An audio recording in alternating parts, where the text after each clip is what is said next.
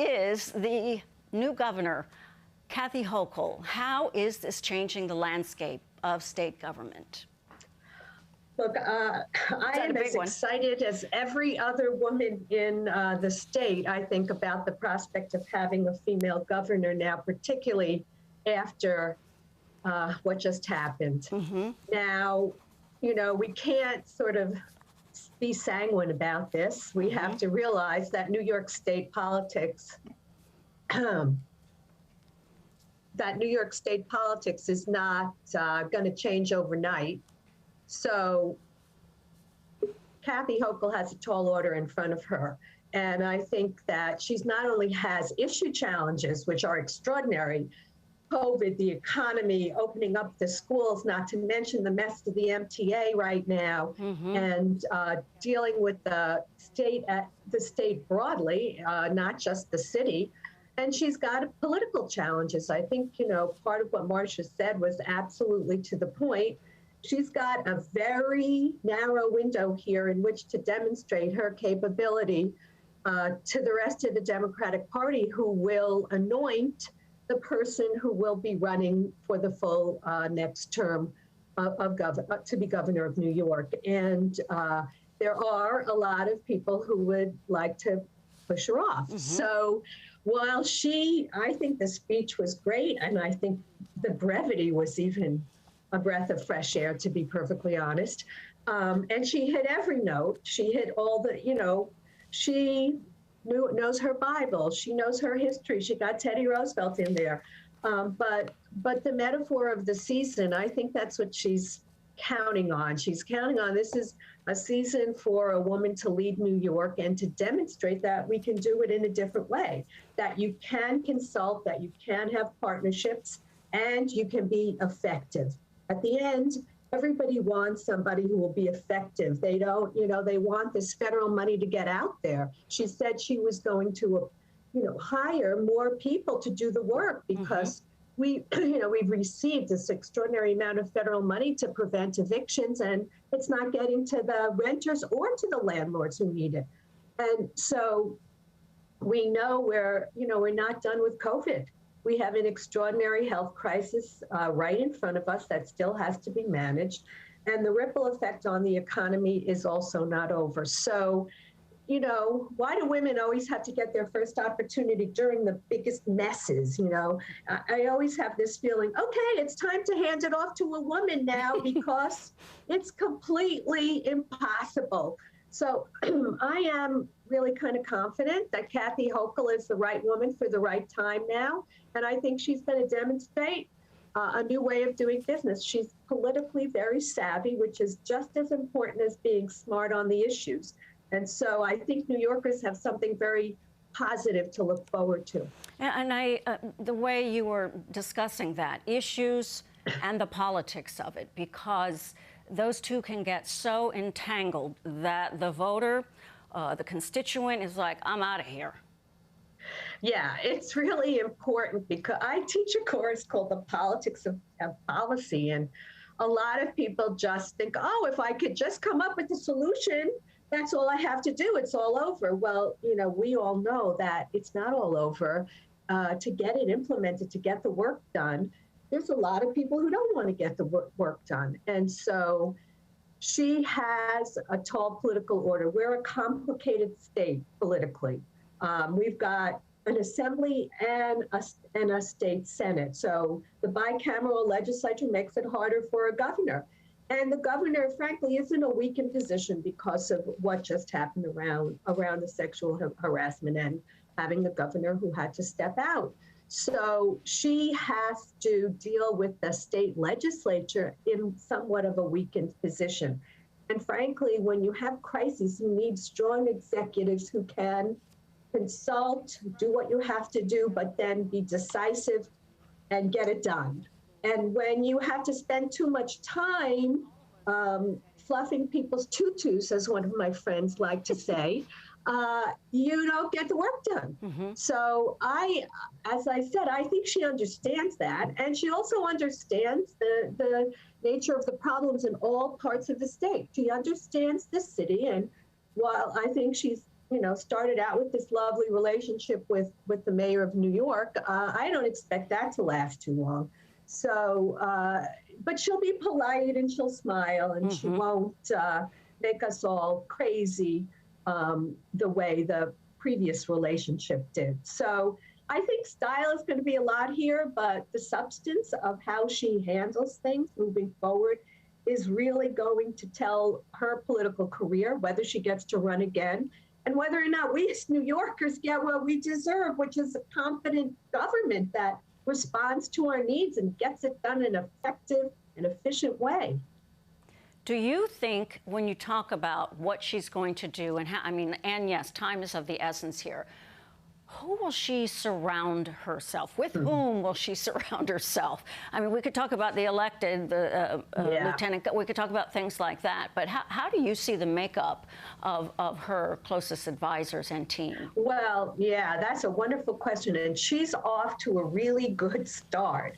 For those of us who are, politics geeks and government watchers and also pay attention to actually what people do, Karen Keogh and Elizabeth Fine are two of the most competent women in government now, and she just made them her key cabinet appointees, her counsel, as well as secretary to the governor, which is the highest non-elected position in New York State. So I read that and I was so excited and enthusiastic. I thought she's just not going for political hacks, which unfortunately that happens more often than we would like to say. The test is loyalty, nothing else. She actually went for competence here. That's a really good sign. And she's interviewing the entire executive staff, and she is not committed to keeping anybody. So she's really going to put her dent on, her imprimatur on this government, even for this short period of time. And I think she knows what to do. That's what's exciting. She is not somebody coming in and has to find her way to the ladies' room, at the mansion and at the State House. She knows where to go. She knows who to talk to. And she also knows that it's the people of the state who elect her. And I was really heartened by this idea that she did this 62-county tour, right? Great. Every single person in this state deserves to know that the governor is paying attention at least to their district and to their county. And I think she really gets that. I'm not Pollyanna about these things. No, I hear you. I think she gets it.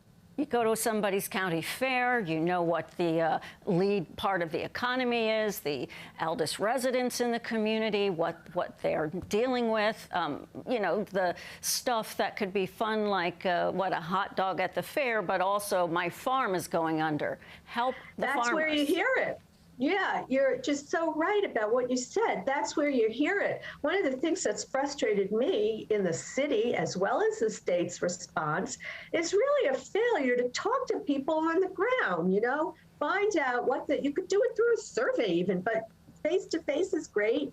Find out what those struggles are. Each person represents a constituency that's broader than themselves. You can really learn a lot. And she seems to have that talent of understanding, yes, I need my experts and I have to get the work done, but I need to keep coming back to the people. That is what our democracy is supposed to be about, right? That's the openness, the working together. Yes, that's what the democracy should be.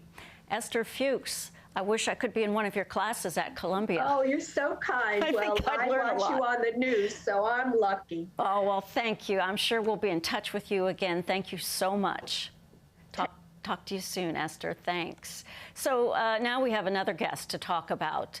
New York's new governor, the first woman governor, Kathy Hochul, who made a speech less than 10 minutes, about 42 minutes ago, her first address to New Yorkers as governor. And right now joining us is Javier Lacayo. Hello, Javier. How are you? Hello, I'm good. Thanks for having me. You're so welcome. I know you know politics. Your experience, let's see, Letitia James, right? You worked with her. City Council, I'm missing a couple, but very steeped in the experience, as well as just knowing and being excited about looking deeply into politics. What was your read on Governor Hochul's speech today?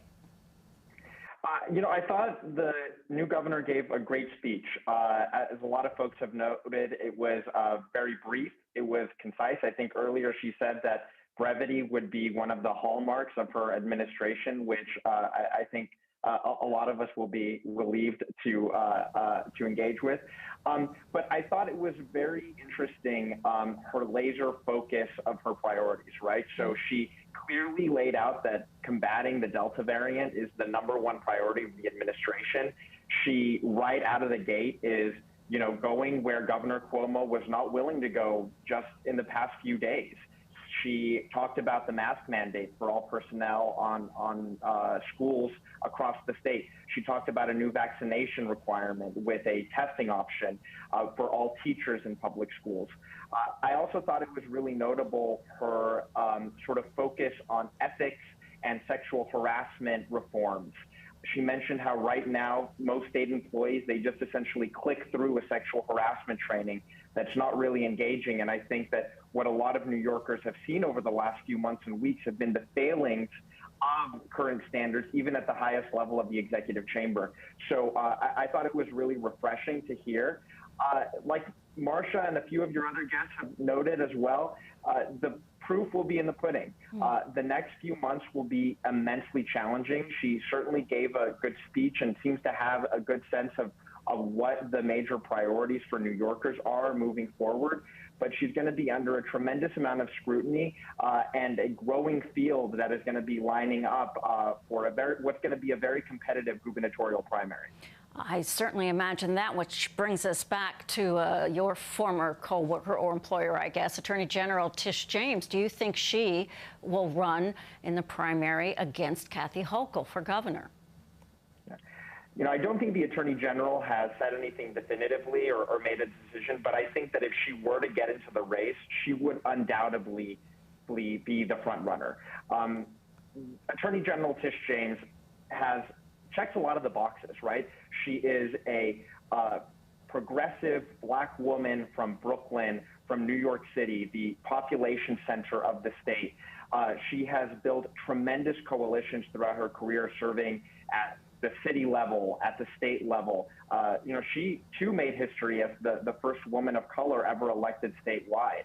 I think that there is also a tremendous new accomplishments that she's going to be able to run on. Not just, things like going after Trump, going after the National Rifle Association, who actually Governor Hochul was once aligning herself with back in 2012 when she was running for Congress. But I think that voters will also remember that it was ultimately the independence and the integrity and the expertise of the Attorney General's office that was finally able to bring accountability to the executive chamber. It's because of the Attorney General that Governor Cuomo's really crimes were revealed and that we now have a new day in the state of New York. So I think it's going to be a really interesting dynamic. Obviously, the lieutenant governor pick, yes. We'll say something. Well, who do you think? Who do you think? Come on. Javier, here's the branch. Come out on this limb. The names that I've been hearing are actually two state lawmakers, State Senator Brian Benjamin and State Senator Jamal Bailey. I think those seem like pretty kind of safe, uncontroversial picks. They're both Black men from New York City that I think could add some diversity to her ticket.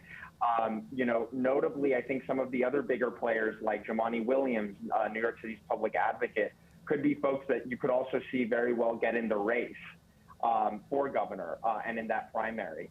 So we'll see. I know that she said she'll make an announcement later this week. Oh, that's true. I have another question. As the whole Cuomo situation wound down and we kept hearing in the last 2 weeks, because Kathy Hochul's name, she'll take office on August 24th. She's saying, I hardly ever saw him. We were hardly ever together. And, he didn't mention her, but you knew it, that they just, they were like this. What do you see as the next governor and lieutenant governor relationship? Do you think Governor Hochul will make efforts to change that? Are there advantages to that, to having more that we see the lieutenant governor more. I mean, I don't really know what the lieutenant governor does. I mean, you know what I'm saying? Just to get Absolutely. us back. Look, in many ways, the function of the way that the offices are set up is that the lieutenant governor's office is really set up as kind of a ceremonial governor in waiting, right? There's not a lot of constitutional responsibilities that really fall to the lieutenant governor. I did think it was really interesting, especially as Governor Hochul was getting ready to take the reins, that, she was talking about meeting with a lot of these commissioners for the first time and top administration officials, which I think really does give a sense of sort of how detached she really was from the day-to-day. An interesting dynamic that I think we also have to keep an eye on here is whether she gets tied to Governor Cuomo in a way that hurts her politically as this primary and as this gubernatorial election really plays out. Obviously, right now, the Governor Hochul has said that she had no prior knowledge, but in a lot of ways, and I think if you talk to a lot of folks, the governor's behavior, Governor Cuomo's behavior, was kind of an open secret in Albany, right? It was something that a lot of folks knew was happening, and that just people didn't really talk about for a very long time. And so I wonder if she will be able to maintain that distance and that independence from him as everything has developed. Even today, we certainly saw her holding close some of the accomplishments of the administration, right? Things like the Fight for 15, where she worked closely with the governor, and she's certainly going to want to take credit for the good things that happened during her tenure as lieutenant governor. And it'll be interesting to see how, if at all, she does get tied to the sexual harassment controversies that ultimately brought him down. One more thing, Javier.